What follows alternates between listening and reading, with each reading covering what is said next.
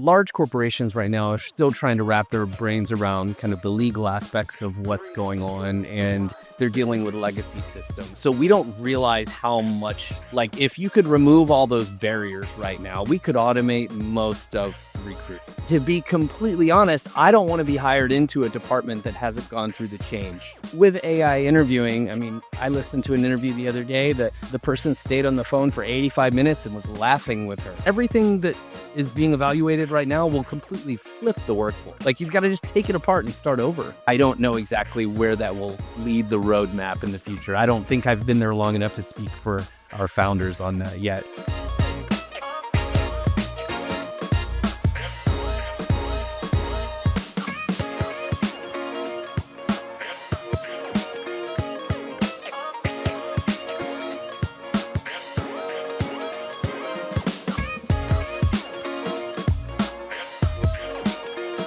All right, well, welcome back to WorkTech. We're here at HR Tech Live. I don't do a lot of live podcasting, so this is unique for me to have all of this distraction.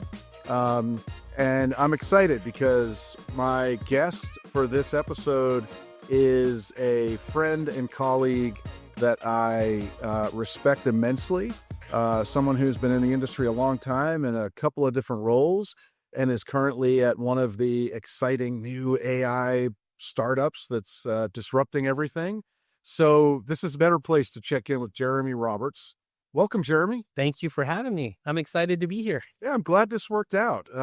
So for those who don't know you, or haven't gotten to know you over the years, tell the listeners who you are and who you're with, and just do the intro. Yeah, so I like a lot of people here. I started just as a recruiter in, I guess it was 2002.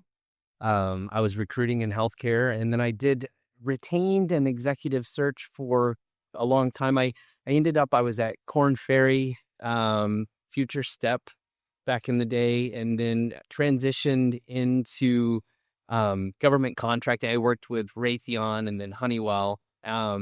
Really where I started to meet a lot of you guys and the people around the conference circuit was when I joined SourceCon as the editor in 2013 through 2016. I was the editor of SourceCon, and that was really I had led sourcing teams before that, but that was really my introduction to the community of people that have become kind of lifelong friends and colleagues, right? And so I did that from 2013 to 16. And then in 2016, I was the founding customer success person for Hiring Salt. So they had been around for a couple of years, and I joined. And then I was there for about 4.5 years until we were acquired by the Allegis Group.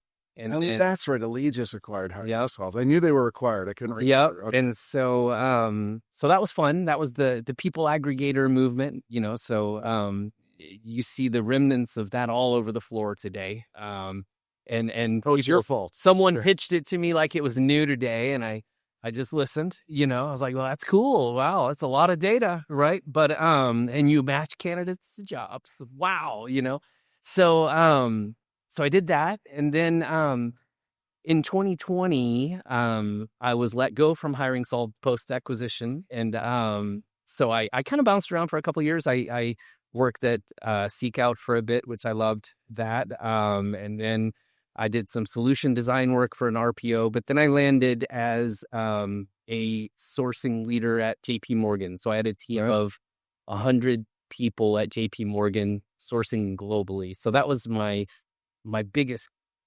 team in corporate recruiting, and it was a very large company. So I learned a ton, and I was there for 2.5 years. Great people, great challenges to solve. And then that role came to an end in May of this year. And so, as happens with sourcing, we centralize, then decentralize, then we centralize, and then we decentralize. So it was decentralized and moved to regional leads. And so I moved on, and this is a really weird market that we're in now. And so I started looking. I was given a 45-day notice, which was great. And in about 10 days, I realized, there are not a lot of jobs, and some really dynamic people I have a lot of respect for don't have jobs right now. And I don't really know that I want to go compete with them and apply for jobs. And so I created an LLC and I picked up 3 good clients and spent the summer consulting. And one of my clients, they wanted me to go and vet all of the AI interviewing solutions on the market. And I did that for about 2.5 months. And I wrapped up that project and then made my recommendation. And then I turned around and asked my favorite for a job. And so here I am. I'm back in tech. What a great story. So you, I have so many questions. But before I go there, I just want to say there are actually very few people who can go. Everybody thinks that they can go from the practitioner side to the vendor side. And they're two very different environments. And I did that. I was, for a decade, I was on the recruiting side and built a company into an RPO, and it was recruiting. And when the tech company tapped me on the shoulder and said, "We'd like you to come work," I thought, "Oh, they must want me to work with their clients." And they said, No, we want you to sell." And it worked for me. And I hired a lot of people from the practitioner side, and it didn't work for them. Yeah. It worked for some. And so I have a huge amount of respect when I meet, because I know how hard it is to make that transition. That's one of the reasons I wanted you to be here. But that 2.5 months, was it like looking into the abyss and realizing everything is going to go away? Or was it like looking at this opportunistic future? I feel like what a great project to evaluate all the AI tools. Like, what did you see? What did you learn? How did you feel? It was very eye-opening, right? When you're coming from large corporations, we're large corporations right now are still trying to wrap their brains around kind of the legal aspects of what's going on, and they're dealing with legacy systems, right? So we don't realize how much, like, if you could remove all those barriers right now, we could automate most of recruiting, right? And then with AI interviewing, I mean, I listened to an interview the other day that the person stayed on the phone for 85 minutes and was laughing with her. You know what I'm saying? And it's like, it's gotten pretty realistic, right? So when I was doing that evaluation, I also had some searches that I was working on the side, right? And I realized, like, we're at a moment where I don't think the humans are going away at all, right? But the departments are about to completely change. And to be completely honest, I don't want to be hired into a department that hasn't gone through the change. You know what I'm saying? Like, I totally appreciate that. I like the practitioner side. I like the vendor side, but I'm always evaluating the exact opportunity, environment, culture, the people, right? And right now I see a lot of large corporations who are, some of them have scaled back their teams and they don't want to hire because they know AI is about to change everything. Yep. And then others are looking at AI and trying to figure out how to implement it and are not actually making the organizational changes necessary. Right. They're still trying to just, for years, if you had a sourcing tool or a recruiting tool, you would buy the sourcing tool and just give it to sourcers, and it wouldn't change their workflow. It would just be a new tool on top of their workflow. Like, everything that is being evaluated right now will completely flip the workflow. Right. Like, you've got to just take it apart and start over. Wow. Yeah. So I did a talk on global trends. It was through an investor lens this morning, or the investor experience here at HR Tech. And one of the things I said to them was, look, the hype is real. The train's left the station. The cow's out of the barn. It's AI. We're going there. We're not going there as fast as the headlines are telling you. No. And it was because of a lot of what you're saying. I had these stats about transformation taking longer than everybody estimates. It's less than half of enterprises are actually using AI in more than one HR domain, whether that's recruiting or whatnot. all of the successful use cases are not across all of the categories. You've got, areas in recruitment that do well, areas where it's sluggish adoption for myriad reasons. But the hype is real in the sense that that's where we're headed, and it's happening faster. But it just doesn't happen to every category in talent acquisition or HR all at once, all at the same time. And I think rightfully so, most of the practitioners or buyers there's a fear factor there because of these changes. Mm-hmm. And also the path to value isn't clear for a lot of these solutions. So that's my soapbox. But where did you go? You said you picked your favorite. Tenzo. Yeah, I knew that. I just wanted you Yeah, to I'm do at the review. Tenzo AI. Yeah. And so that was your favorite when you did that evaluation. Why? So, okay, it's really interesting. If you walk around, and I actually don't think very many people are demoing their AI here, which I find that fascinating. There are some videos of their AI. Yeah. There's a lot of talk of their AI, but there aren't a lot of people actually demoing it. Okay. And that's interesting. So I think that it's not really hard to create a compelling demo. Glenn Cathy at Recruiting Innovation Summit last year, earlier this year, he created a chat with ChatGPT. Yeah. Like a recruiter conversation, right? To show everybody how easy it was and how realistic it was, right? So you can create something that demos well. What I realized when you get underneath all of these, what's happening with the data, how configurable is it? How transparent is it? Are you going to be able to get it through the AI use councils, the chief legal officer, right? The different compliance groups. So that to me, like once you get past the cool factor and you're looking underneath the hood, that was what was most important. Right. And so, with Tenzo, Mason did his bachelor's and master's at computer science at Stanford. And then, his PhD research was in debiasing ML algorithms. Okay. And so every question I asked him, like, can you show me how you did that? Oh yeah. And you did one button click and it just breaks it down for you. So if you were to get audited, it's what I feel is the safest. So everything's explainable. Everything's explainable. Everything's transparent. We're evaluating like the old ways, like all of the hype right now in terms of using AI to evaluate candidates, right? It's typically AI looking at, or ML, not even AI, but looking at a resume that is incomplete. Yep. Right? The beauty of an AI interview is once they apply, you immediately do an AI interview. Every spoken word is used to evaluate their, if there's a question about a skill, you allow them the opportunity to completely articulate their experience there, and then you apply a score. So you're not evaluating a person and a resume. Right. You're evaluating each individual skill and how they respond and describe their experience, and then adding all of that up, right? So it's just the compliance piece. It's actually, if you break it down, it's much safer than if you look. I put something on LinkedIn the other day. What has everyone scared is the black box ML from 2016, 2017 that, became racist in 48 hours, or, you know what I'm saying? Like immediately just amplified the biases of the organization. That was 2017, 2018 ML.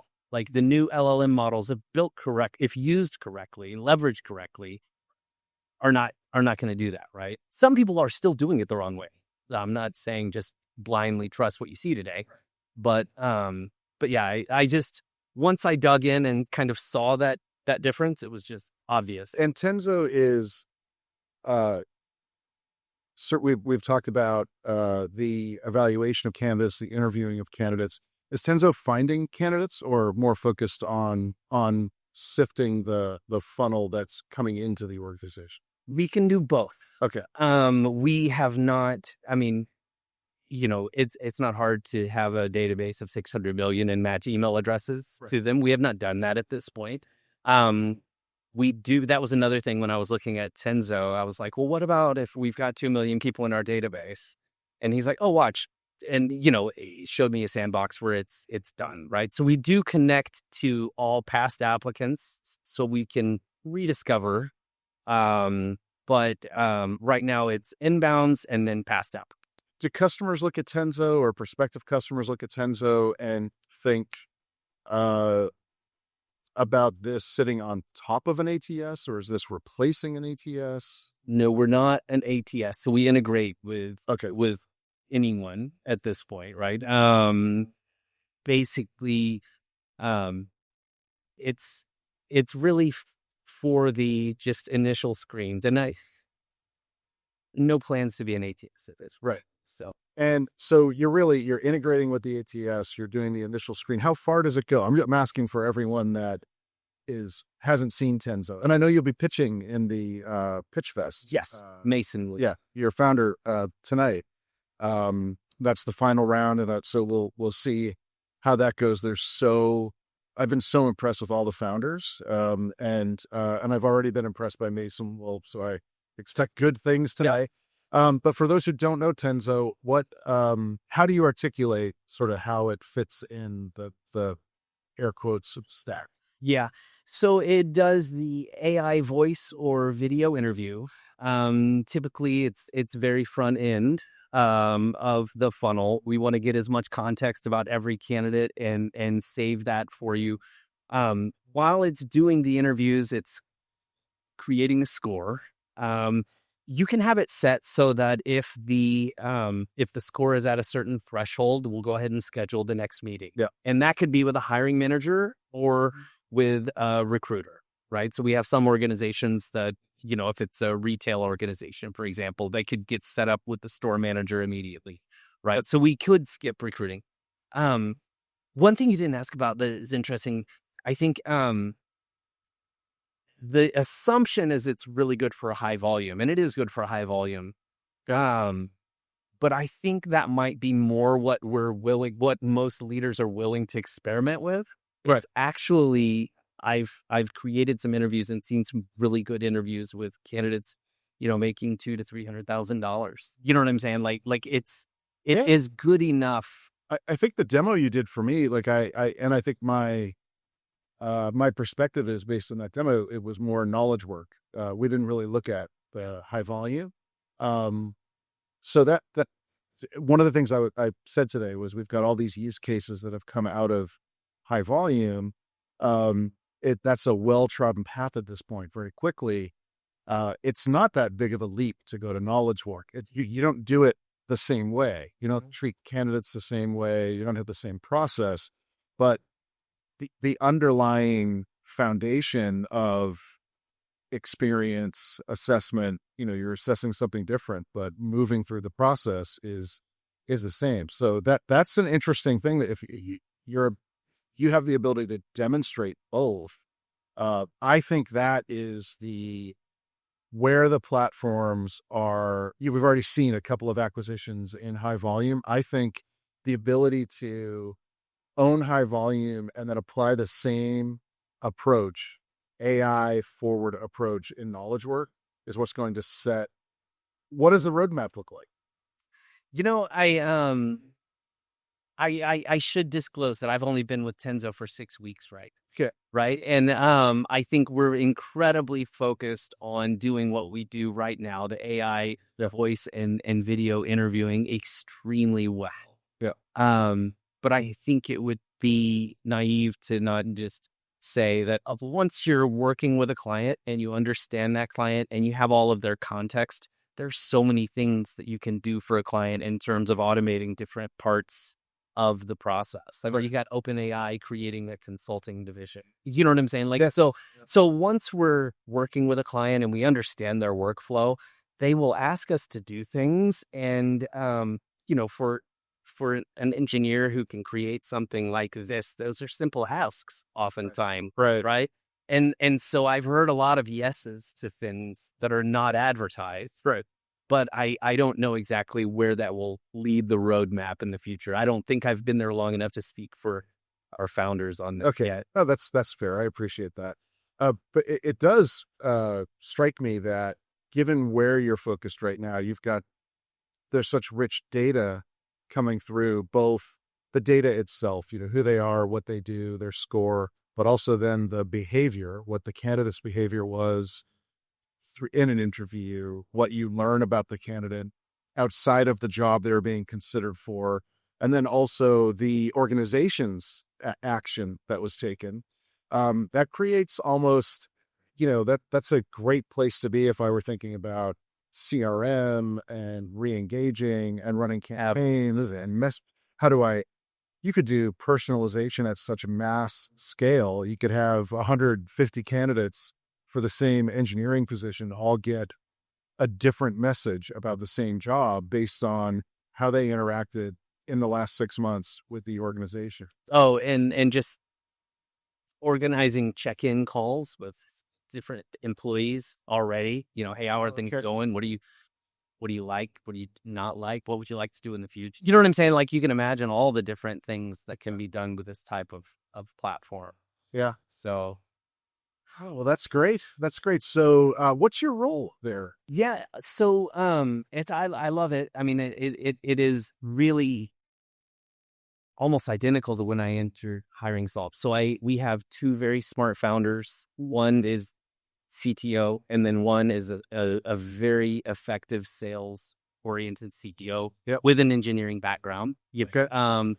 And so the founders are really solid. We've got a salesperson, and then we've got a group of engineers. And if you can imagine, what a practitioner would do that. So I'm in the middle of all of that. Yeah.